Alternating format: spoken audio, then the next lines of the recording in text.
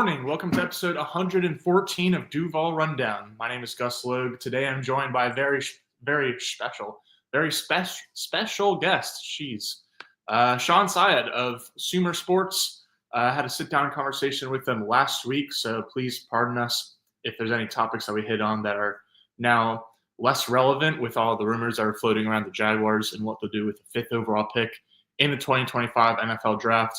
But certainly learned a lot from my convo with Shawn. Hopefully you guys too. So if you guys have any questions, I will pop back here and answer them and go over any thoughts you guys have. But yeah, without further ado, here's my sit down with Shawn. Hello, I'm very excited to welcome in a guest for today's show. Very, very special guest is Shawn Syed of Sumer Sports. I might have botched that pronunciation already, but Shawn, I'm very excited to have you on to talk Jaguars, NFL Draft, just everything Jaguars from a national perspective as we do each Wednesday on this show. Obviously, the draft, we're pre-recording this episode on Friday of last week now, but the draft is now just one day away, so we are right there. But how has draft season treated you so far? Are you hanging in there, Shawn? Gus, I'm doing my absolute best to hang in there. I thought you did a great job with the pronunciation there. You know, I personally am a games week to week guy. That is what I love the most. So when we get to the 7th round and talk about some of these prospects, you know, I'm not going to pretend like I've done the work on every single one of these day 3 type players, but I love this time of season because it's the ultimate hope roller coaster. Everyone thinks that the next person that they draft is going to be a future Hall of Famer. There's good reason to hope that you're going to churn your roster and add a bunch of starters. So I think it's an exciting time in the NFL. This is the time for Jaguars fans too, honestly. I speak even on behalf of like myself and my friend group going back to high school of like the offseason is definitely the most exciting time for the most part of being a Jaguars fan. But I think there's a new reason for optimism this offseason, not just because of the hope of free agency classes and draft classes, but specifically in Jacksonville, they've got a new regime with James Gladstone, Tony Baselli being the EVP of football operations, and of course, Liam Coen being the new head coach. Certainly, we're going to be talking about the NFL draft as it pertains to the Jaguars on the show. But first, I do want to get just your opinion kind of or your general observation on the new coaching staff on both offense and defense and maybe what it'll look like, how it'll improve from last year on both sides of the ball. So to start out on the offensive side of the ball, what do you kind of envision the Jaguars offense looking like in 2025 under Liam Coen? And especially, like, how much of it do you think will defer from what we've seen in the past 3 seasons under Doug Peterson?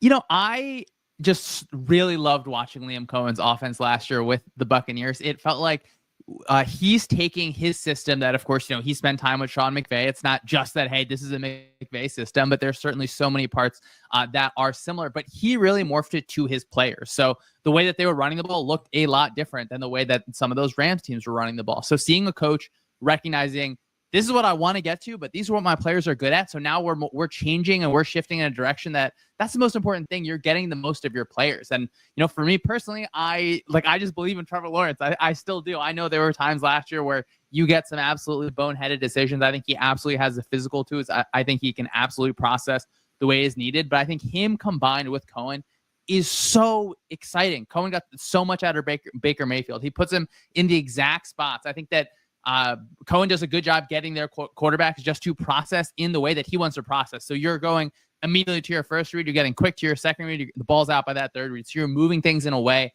that is really positive. And I mean, I don't know how you can't be so excited about this offense where if you believe in Lawrence, even if you don't, I mean, Brian Thomas Jr. is an absolute stud. Just talking about the draft last year was so much fun. Just seeing the different ways that I think he approaches route running from a physical aspect, but also a mental processing aspect. I really enjoy seeing that. I think he is already a very, very developed receiver. So you have what I would consider is a good plus quarterback, and I think a future star receiver, along with an offensive coordinator that I think understands how to deploy his players, how to get heavy and really attack in the run game when you need to, but also be able to spread out and have some creative designs on third down. I just really, really enjoyed watching the way Coen would game plan for defenses where he's going to put a microscope on your player that is a liability. He's going to find the exact target that he wants to go at over and over again. I think Lawrence has the physical tools to get the ball where it needs to be. I think Brian Thomas Jr. is going to be open a whole heck of a lot this year. So for me, of course, you know, I haven't spent all the years as a Jaguars fan. I'm not going to pretend like I have.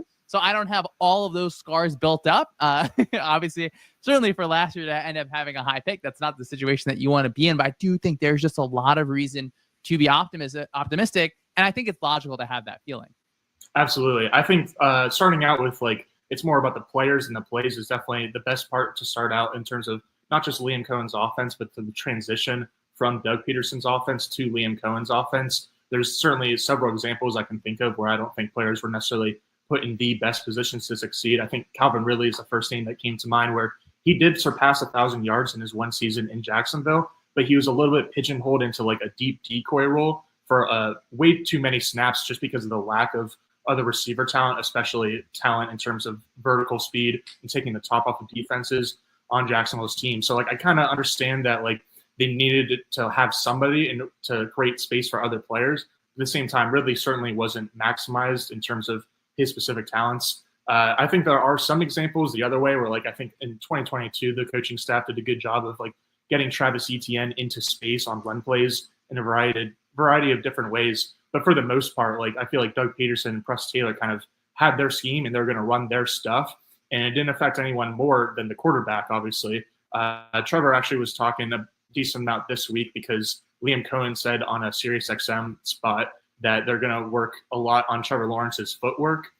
And so that raised a few eyebrows because obviously a lot of people are going to be like, oh man, Liam Coen doesn't think he's a finished product or anything like that. But it's not really about that. It's more about the footwork and as it relates to tying the quarterback's feet to the progressions. And as Lawrence was saying at the podium last week, in the previous scheme, there was a lot of plays where there was just stagnant routes, not just stagnant routes, but stagnant routes that were kind of supposed to come open all at the same time. I specifically remember they would run a ton of curls concepts against Gus Bradley's Colts, which does make sense against that scheme. But there was one game where there was literally 8 plays of them running a curls concept where all the curls were coming back to the ball at the same time. And so that makes it really hard for Trevor to be able to he has to basically predetermine before the snap, which area he thinks is going to be best and then confirm it after the snap and then deliver the ball. And there was plenty of situations last year where even on non-curls concepts against Gus Bradley's Colts, where if Lawrence's kind of predetermined read wasn't open, there wasn't a lot of available options to him after that. And so I think that certainly players over plays for Liam, but then especially in terms of Lawrence, having actually just a true progression across not even a full field. Hopefully that happens too, but even half field reads where it's you start with this guy and then you go to this guy if the first guy's open. And if that guy's not open, you go to this guy. There just wasn't a lot of options, I think, in general for Trevor Lawrence, especially as it relates to the progression of play calls. And then even when you consider the sequencing of play calls too. And so, yeah, I'm certainly there with you where I've been a believer in Trevor since he was drafted. I would certainly expect him to set career highs in this new offense with Liam Coen. I expect the same with Brian Thomas Jr. for sure. I don't know if there's any other notes that you want to hit on for those two players or any other players that you think could have a really big rise in production now that they are playing for Liam Coen. Maybe not rise in production, but I do like the addition of Dyami Brown, whatever you think of the price there. When I think of a receiving core overall, I really want to be able to attack all 3 levels of the field. So have someone like Dyami Brown who's happy to run down the field, stretch you deep, have Brian Thomas Jr. Who can continue to win in that intermediate area of the field. And then you look ahead to the draft a little bit, maybe consider some of those guys that can win underneath. Maybe it's a receiver, maybe it's a tight end that you end up bringing in. So I think that gives Coen a bunch of tools. I really like that you mentioned the specifics of the passing game. When you're a quarterback, you have to take the snap. You're looking in one direction, and it's hey, if this route concept isn't open, we're just done. That's not going to be as much of a problem in Coen's offense, where you see the play sheets, you see it's 1, 2, 3, 4. It is really married up, timing your footwork. With that, I'm actually glad that they mentioned footwork, and I wouldn't consider it as Coen thinks Lawrence is bad or anything. Right. If the head coach was hey, we don't need to work on anything with the quarterback, I think that's nonsense. I think that every single quarterback would want to work on something, but that specific aspect where it is so frustrating, so many teams in the NFL on film. And as you mentioned, I think really smartly, there are times when you have that kind of really simple concept and it's look, our players are better than yours, right? The Eagles run those sort of concepts over and over again on the outside and they win because their receivers are better than you. But to give your quarterback actual answers in the passing game, I think that the third down film is going to be a lot more fun to watch this season than it was last season. Now, you mentioned Dyami Brown. Obviously, they made several additions in free agency, including to the offensive line. But when we look forward to the draft, we'll spend more time on Jaguars draft talk in a little bit once we get through the defense too. But while we're on Jaguars' current offense, just like generally speaking, not even necessarily naming any specific prospects in 2025, but what do you think are some complementary pieces that the Jaguars could use as soon as 2025 to help out Brian Thomas, to help out Trevor Lawrence, to help out the running game, to just help out the offense in general? From the offense at a high level without going, specific prospects, again, I think in underneath kind of control, whether it's a receiver or a tight end, I do think that Liam Coen really likes having a really positive tight end. Of course, you have Brenton Strange there right now, but if you have a receiver, maybe it's the Luther Bird, and we'll talk about it potentially at that top of the second round, just based on how kind of boards are falling. I think you can be even just more confident in all of the weapons. Again, you're attacking all three levels of the field. You're stressing out defenses. Defenses are not going to be able to hide their defenders if you can attack every single area of the field. And again, I really feel like Trevor Lawrence can make you pay at every single really blade of grass on the field, the way he can attack downfield, the way he can throw underneath. And it's just never a bad time to add some offensive linemen. Whatever you think about some of the additions on the offensive line, you're always going to need more. And so for me personally, we'll talk about it, of course, when we think about that early pick. Is it a running back early? We'll hash that out just a little bit. I'm fine with Etienne the way that he is in the offense, but certainly I wouldn't be against adding in a late running back where you have a running back class that is quite deep, that you should be able to get starter talent in that fourth round, in that fifth round area. Absolutely. In terms of receiver, I think originally earlier in the offseason, even with the Jaguars releasing both Christian Kirk and Evan Engram, I thought that receiver would be certainly on their list of wants/needs in the NFL draft, but I didn't necessarily see them taking one with like one of their two top 50 selections. But now as we've gotten closer, I think that as both Liam Coen and general manager James Gladstone kind of harped on in their pre-draft media availability, they don't really love any of the first round prospects at wide receiver, but I think they would definitely be very interested in taking a player at that position with either their 36th or 70th overall picks on day two. But to talk about the defense real quick before we get into more draft talk, this is definitely a much harder question because we know what Liam Coen's offense looks like based on, especially last year in Tampa Bay in 2024, but really he has a larger body of work too as a play caller, even if he wasn't the main guy on the offensive side of the ball in Los Angeles under Sean McVay. But for the Jaguars defense, they have a first-time defensive coordinator in Anthony Campanile, who comes from the Green Bay Packers. Before that, he was with the Miami Dolphins. And so I'm interested in what you think the Jaguars 2025 defense will look like under Campanile. And again, like how much of that kind of differs from what they were doing previously. I think you're hoping that it's a little bit better, right? Looking at how things were last year, but with Campanile, I mean, he's close to my heart. His brother coached my brother in high school. I'm a New Jersey guy, so is Campanile. So, I'm rooting a little bit extra hard. I do think from the defense as a whole, like I'm just a little bit higher, I think, on Trayvon Walker than most people are. Obviously, considering his draft slot, I understand why you'd be maybe a little bit bummed with kind of maybe how some of the production overall has been. I think he's a really, really solid defender in the running game. I really do like Josh Hines-Allen, so I feel like you have two kind of solid edge pieces. The addition of Jordan Lewis at that price, is he going to play in the nickel? Is he someone that you're going to have even further back, more often than not? I assume he's going to play in the slot, so you're thinking of a 4-down, 2 linebacker type offense where I would love to, just add some, higher level players at the cornerback position. I'm not sure if, this will be the exact draft. I do think there are a bunch of good cornerback prospects, but just the way the board falls, the way you are specifically slotted and where you want to add different pieces in. So there's a lot to be seen. I imagine it's going to be, that 4-down kind of attacking front with some kind of multiple elements where Campanile is going to want to get to different fronts just based on what the run schemes are that the offenses are attacking them with. But yeah, I mean, your guess is as good as mine. I'm really excited to see just kind of you have players there that I think you should feel at least decent-ish about that second level between the linebacking core. You have the edge defenders to build around it. If one of the first, or whatever, their fifth pick, and then I think 36, if they don't draft at least one defensive lineman, I would be quite surprised, even if it's an edge guy, just based on how, if you get lucky into an Abdul Carter falling a little bit, I have to imagine they're going to add some defensive linemen. They're going to get those guys on the field. They're going to find out in a hurry, like, who do we have here that we're going to be able to continue to build around for the next few seasons? I think you definitely nailed it in terms of predicting the scheme. Even if you say, I don't know, you did say multiple fronts depending on what opposing offenses want to do.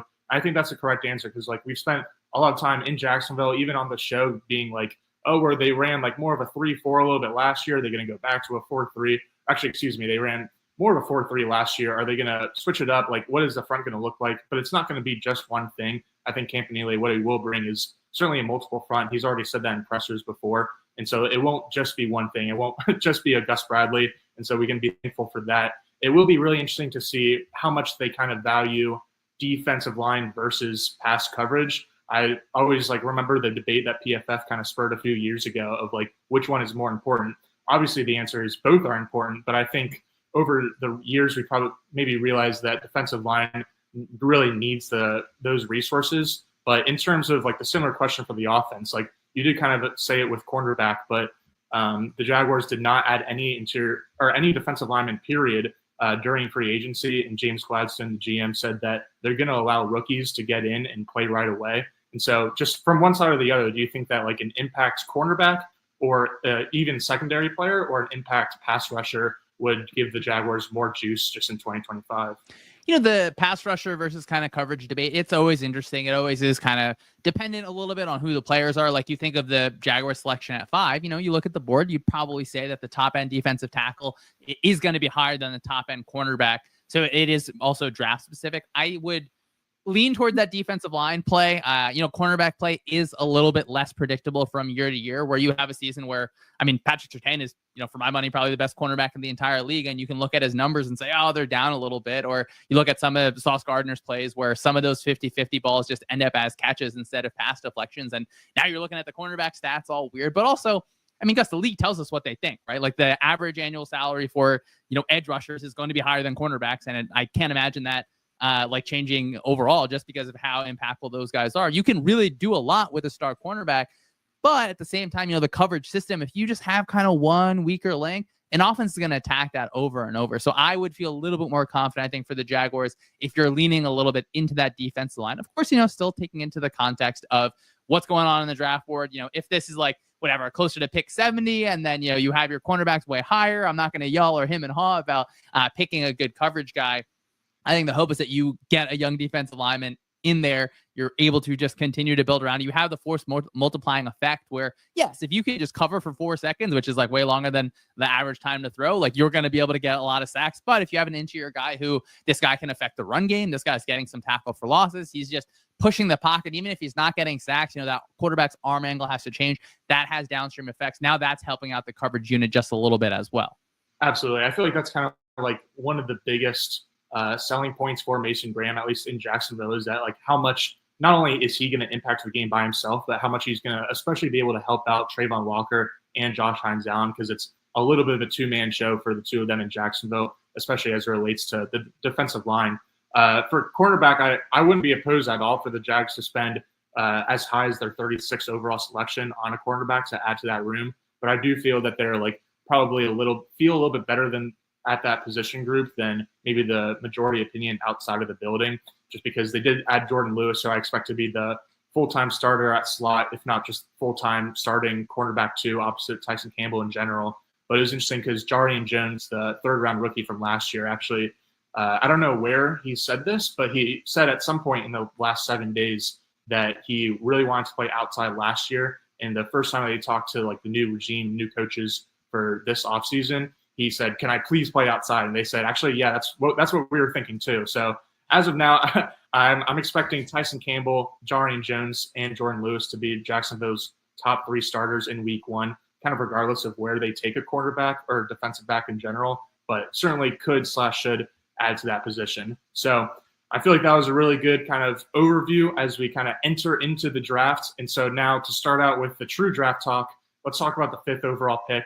Obviously, Ashton Jeanty has been kind of the hot rumor recently. There's a lot of smoke going around that he could be picked as high as 5th overall to the Jaguars. And so I guess to start out, what do you think about Jeanty? Do you think that would maybe be not the best allocation of resources because they have the 2 pillars in passing offense of Lawrence and Thomas Jr.? Or do you think that if he's a blue chip player and there's no other blue chip players available, then it makes sense to take a guy like that?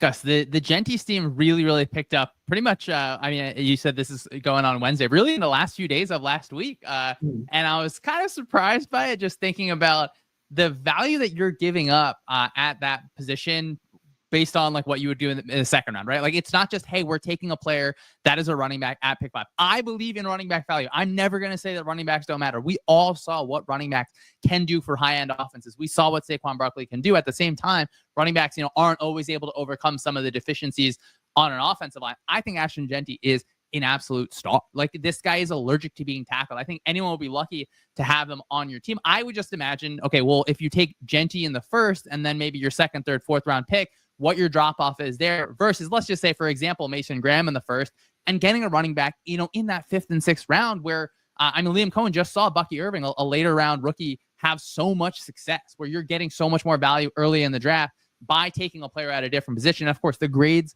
they really do matter, right? I would be surprised if Jeanty is not the highest graded player on, a lot of people's boards outside of maybe Hunter and Carter. So you look at it, for me, even Gladstone coming from the Rams where Sean McVay loved to have a bell cow running back who is taking just all the carries or is really taking all the snaps. Where this team is right now, I would lean away from that running back pick. If he was there, it would be really fun. It would be a lot of fun for that offense. I just think like there are so many running backs that you can get later that are not as good as Jeanty. I do not want to pretend like you're going to be able to get that same level of play. I just think like where the Jaguars are right now, how many holes they have on offense, on the offensive line particularly, how many holes they have on the defensive side of the ball at that interior. I would lean towards Graham if it was just Graham versus Jeanty. But Graham also, he is a very, very clean prospect. Every single person I've talked to loves this guy. He is really disruptor. I think he's someone you can feel confident in. And he is not, I would say, like a Quinton Williams type of prospect in that same sort of way. Like he is a disruptor. He is a chaos creator. It is just maybe just a touch lower than that at the prospect level. So thinking about that and being maybe just a touch less excited about Graham, then I start to think, I don't know, like should you end up taking Jeanty? I still think, unfortunately, because of positional value, and I hate to say that, Gus, I feel like I'm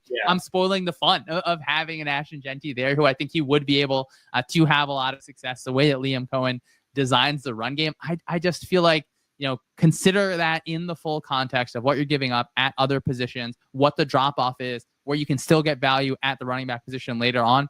Whoever gets Ashton Jeanty in the NFL draft is going to be super, super excited, Gus. I hope we're talking about in the middle of the season, Ashton Jeanty has 16 touchdowns. I don't even care what was said before the draft. It doesn't even matter. I just like football players that are playing football well. But when you consider, that overall value, I always hate to have this discussion. It just feels like taking Jeanty at that spot might just be a little bit rich, I think, for the Jaguars and where they're at right now.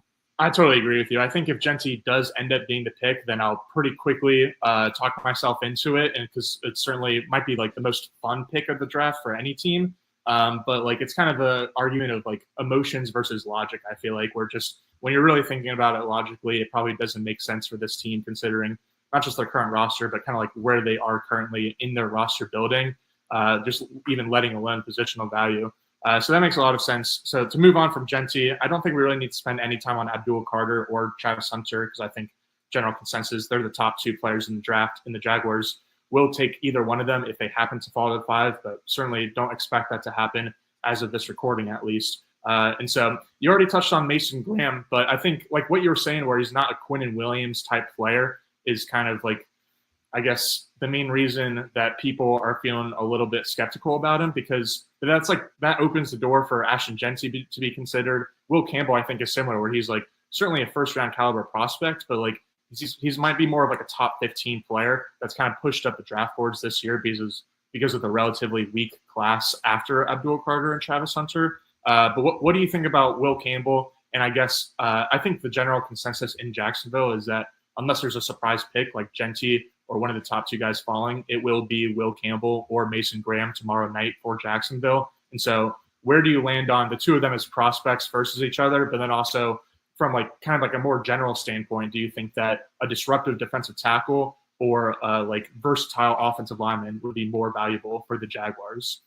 That's a real good one. I would be a little bit surprised, I guess, if Campbell ends up falling 2-5, even though, like, is it really falling if it's just kind of bumping back one pick? Now, the dream scenario, of course, is Hunter or Carter falling to that spot, which, I think, Gus, we both are smarter than that. We feel comfortable that those guys are going to get taken. I do really like Will Campbell as a prospect. I think you're going to have to fight back and forth in your head if, like, are we comfortable with this guy at left tackle, or does he have to bump into that guard spot? I think he can be in like a really, really high level guard. I think you have to start him out at tackle. It wouldn't make a lot of sense to me to just say, hey, we are not going to try this at all. Now, look, there is absolutely a chance that, I mean, his arm, like it does show up on film where guys are able to get inside of him. I would be concerned for, those stronger, longer armed edge rushers, like, some of those guys that the Jaguars have, where they can get inside your body, they can bump you back a little bit. And now, again, I want to see him fail at it first, because I do believe that he has the tools to succeed, and he showed it in college. It just feels like the more realistic outcome for him is to end up bumping inside. So now, Gus, we're unfortunately having another conversation about positional value, where it's like, well, do you want to spend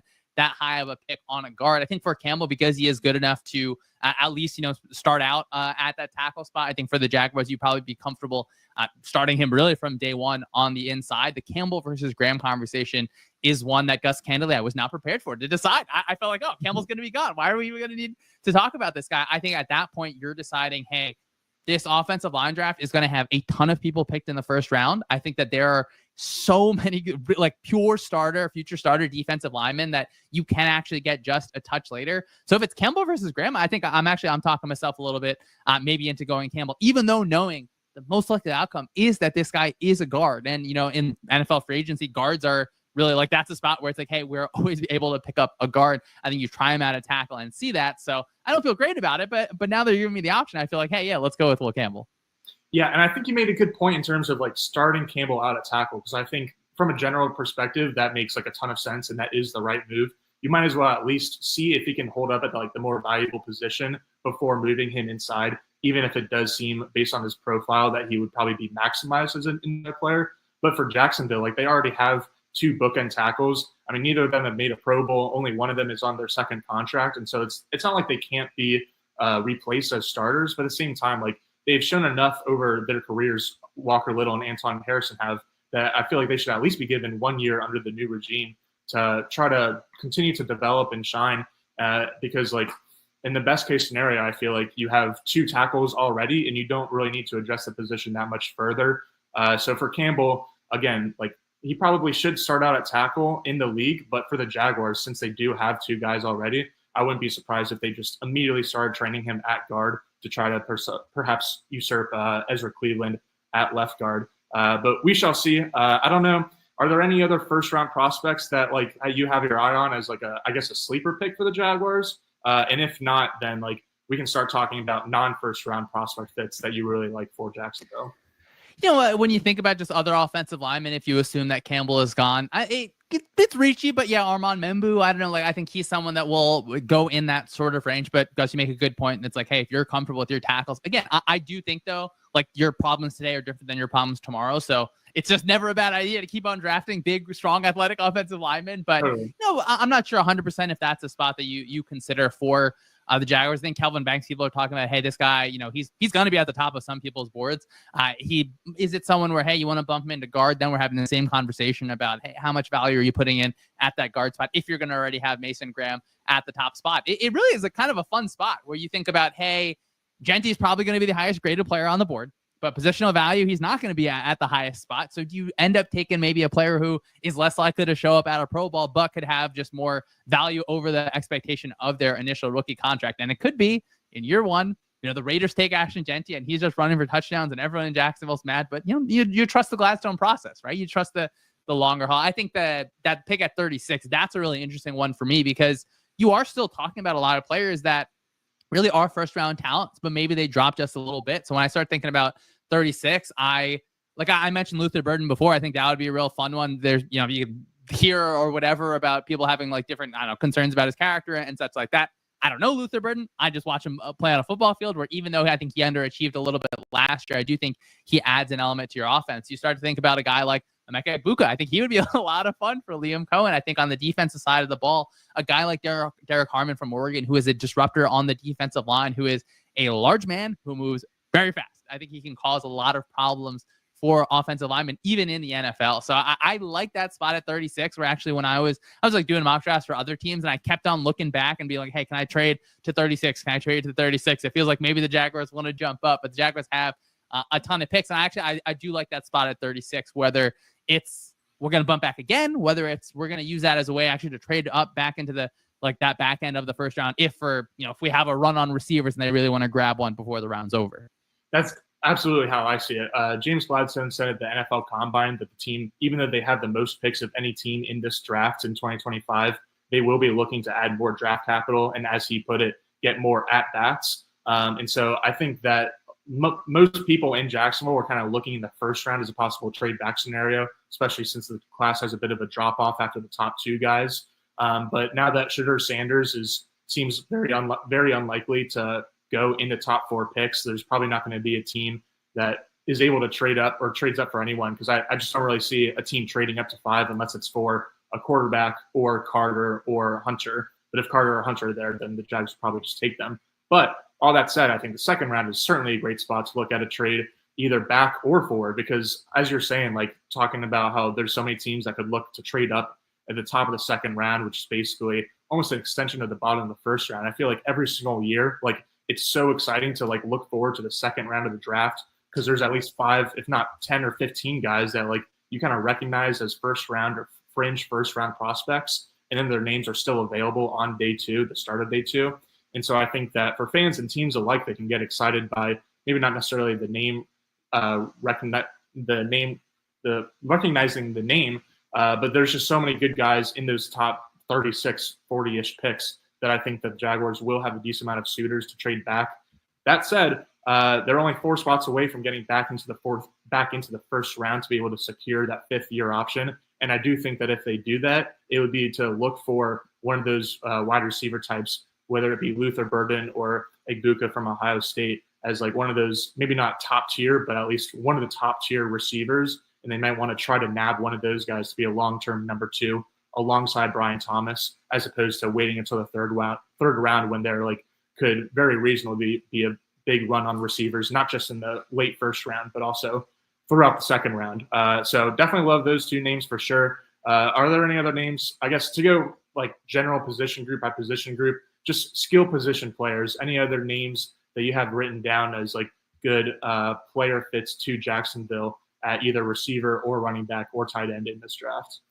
You know, like a little bit later in the draft at the running back position, you go to SMU, Brashard Smith. He's a converted receiver. I do think that's a player that could have positive aspects there. I think Kyle Monangai, like these are late round running backs. I don't want to pretend like these are home run picks or people that you're going to be so crazy excited about. I just feel like when you look at the running back class, when you look at it through and through, you feel, pretty good about some of those back end guys. Whereas for the receiver position, I don't know, like, do you really like Jack Besh or what you've seen from Kyle Williams out of Washington State? I'm not sure. So that might, it feels like, all right, well, a receiver might be a little bit of that early pick where that 36 spot does feel pretty good. I do like, though, that you mentioned, Gladstone talking about taking just more at bats. Like, that's what you need in the NFL draft. Like, you are one, Jaguars have so many open roster spots. I think they're leading the way in terms of open spots still left to fill.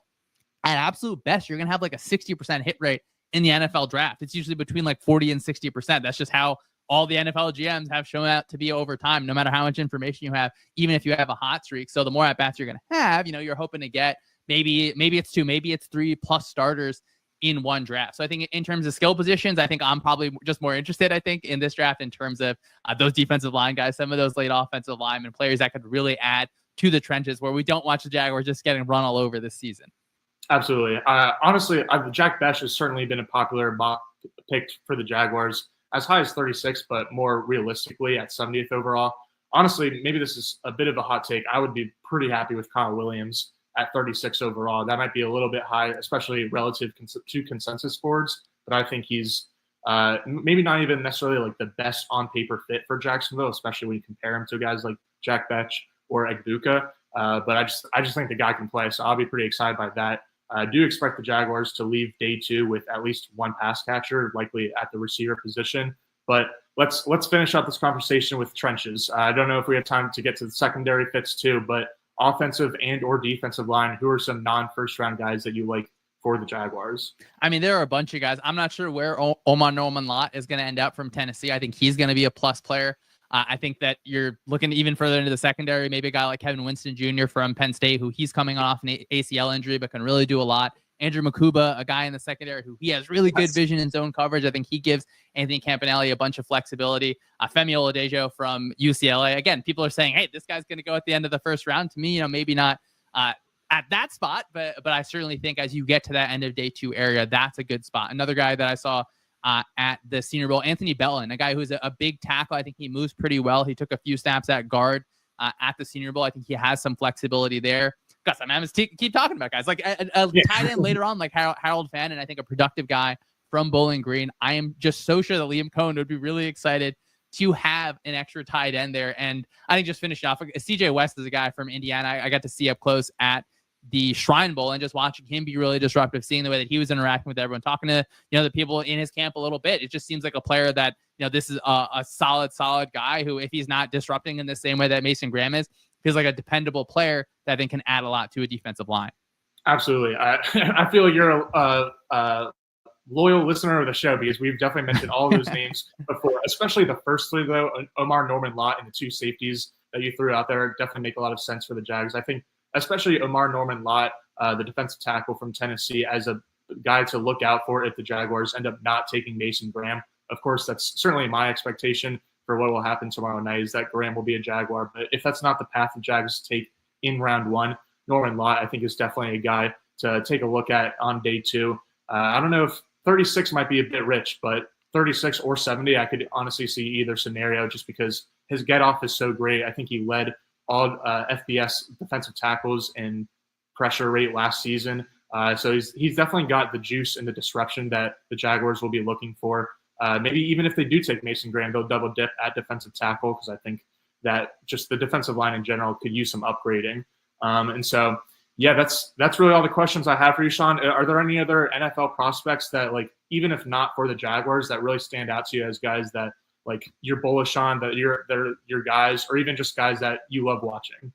Maybe not fully bullish on, but just Ricky White from UNLV. I mean, he had a ton of blocked punts at UNLV. Got to see him up close at the Shrine Bowl. Just the guy runs fast in a straight line. He I think, can cause some disruption on special teams. Luke Lachey, tight end from Iowa. Just, am I biased to, hey, I hear a guy is a tight end from Iowa, and now we're excited about this player? Maybe just a little bit. But as I started to think about just Jaguars guys late in the draft, you're not spending premium capital on these types of players. Maybe that's someone who can have some contribution later in the draft. Love it. That was Shawn Syed. Shawn, could you plug all your work, tell the people where they can find all of your great analysis on the NFL? Yeah, absolutely. Check me out on Twitter at Syed Schemes, SYED Schemes, doing all 22 breakdowns. Go to sumersports.com, which is where I write. We also have an NFL draft guide. You can check it out. Just go up top, press draft guide, a bunch of free data in terms of scheme specifics, a lot of things like how much pressure is this guy creating. You can use it right before the draft. You can use it during the draft. You can use it after the draft. There's going to be a bunch of guys drafted the Jaguars that you've never heard of before, and that I've never heard of before, and that is okay. We'll have the data for you. Check it out there. Absolutely. Definitely already checked out that draft guide. It has a ton of awesome, but also unique information. Obviously, you can say the same thing about all the content that you and the company put out. Been loving your work for a long time now, so really glad to have had you on. Shawn, thanks again for your time today. Thanks so much, Gus. All righty. Oh, why am I so tiny? All right, here we go. All right, President Gus is back. I don't see any questions in the comments, so we'll save all of my final draft takes for tomorrow morning when Mia and Mia O'Brien return to Duval Rundown at 9:04 a.m. Eastern. There will also be a special edition of Duval Rundown tomorrow night. I would plug Shawn's own live draft stream, but we're doing our own 1010XL here on the 1010XL Jaguars YouTube page. So make sure to check us out from 7 to 10 p.m. on Thursday as we break down the Jaguars' first round pick in much of the NFL first round. Shout out to Duval, Dell, Michael, Hamby's Burner. Good to see you guys in the comments. Until tomorrow. Thanks, guys. Peace. Oh, wait, Dell. Dell has a comment. Gus, who are we taking? I'll tell you tomorrow, Dell. Until then, guys, less than 36 hours to go. All righty. Take care, y'all.